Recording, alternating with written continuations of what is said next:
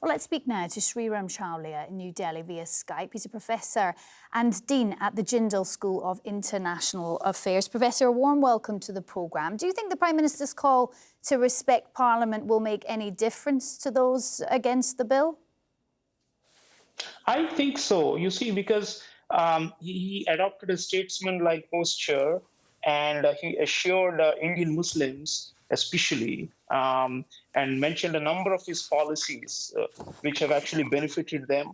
And he also spoke about the motto of unity in diversity, or accepting the pluralism of India and the secularism of India, you know, the whole idea of equality of all religious faiths. And he conveyed, you know, a lot of assurances. So I think that matters, and it will douse some of the, you know, fears that have been planted in the minds of Indian Muslims in the last couple of weeks. As far as the, you know, the ideologically hardline opponents of Mr. Modi go, you know, those on the left, the communists, or Mr. Modi taunted them as urban Naxals. You know, Naxal is the word for Maoists or communists in India. And as far as the Congress party and their sympathizers go, I don't think they're going to change, because for them it's a matter of political survival. They have been marginalized, they've been losing elections, and they're now trying to use the Citizenship Act as a basis on which to try and galvanize public opinion to shift it in their favor for electoral gains. So but Sreeram, Sreeram, I understand what you're saying, but obviously as a channel, Al Jazeera has been reporting on this story for as long as these protests have been happening. And what's been interesting, I think, for all of our correspondents and some of the guests that we've had on, is that we've seen numerous religions, people from civil society at these election rallies, and they don't believe your argument that this is about the opposition party stoking people and pushing them onto the streets. They really believe that this goes against the Constitution.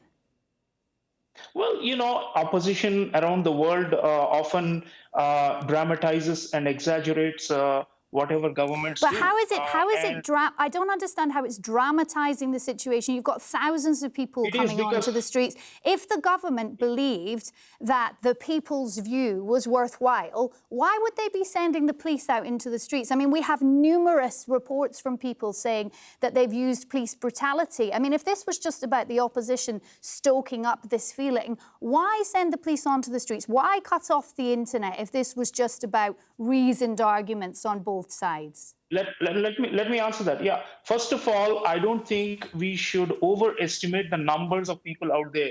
Your reporter is outside Jamia Millia Islamia, which has become a hotbed of anti-Modi sentiment. That's just our reporting today, to be fair. We've been all over the country. Yeah, it's 1.3 billion people we're talking about.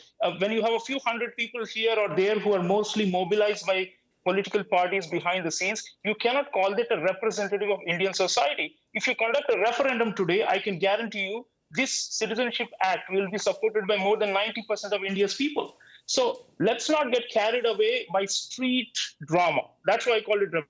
Coming to your point about police brutality, most of the violence has happened in one state called Uttar Pradesh, as your report mentioned, and there are armed rioters and mobsters who've been engaging in destroying public property, burning buses, burning automobiles, burning shops, forcing shutdowns, pelting stones. So they are not actually peaceful protesters. So the police are resorting to force only as a last means to defend themselves and to defend public property. And Mr. Modi, our Prime Minister, was mentioning that, look, if you want to oppose, do it peacefully. It's a democratic country. Hate me, burn my effigy, he said. You know, dramatically, he said, burn my effigy if you want. Let Modi burn, but don't burn India's public property, which is based on taxpayers' money. So I think there is, you know, any democracy will reply with some degree of counter force if they are faced with total lawlessness and mobs. So I think that's what is happening. Let's look at it this way. It's not an intellectual or a very, very sophisticated protest. It's actually being instigated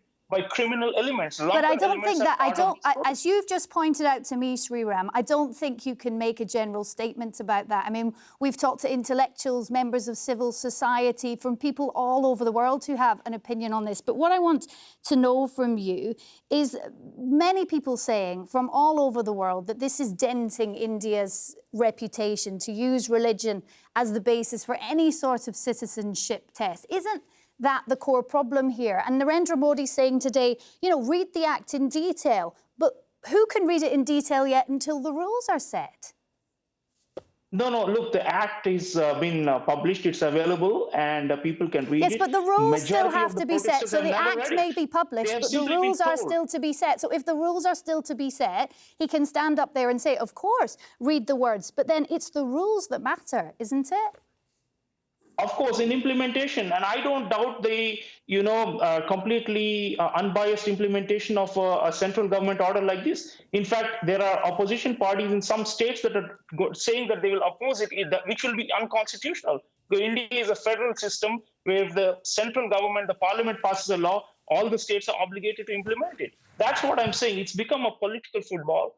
And, let's look at it this way. Mr. Modi made a clear distinction between refugees who are facing persecution in neighboring countries and that our door is open to them. But at the same time, he was clear that, immigrants who are coming in for economic opportunities cannot be allowed to pour in such massive numbers. We have to regulate it. And I think it was like an educational speech. In many ways, he was trying to get the masses, who are assembled there and also hearing it across the country on television to understand the nuances. So he's trying to reach out. He's trying to engage with a lot of these, people who are upset. And I think that it's going to turn around. I don't see this expanding in any way because at the end of the day, the majority of the people of India see the merit in this, the humanitarian, the legal and constitutional merit of this move. Sreeram Chaulia joining me there from New Delhi. Sreeram, thank you.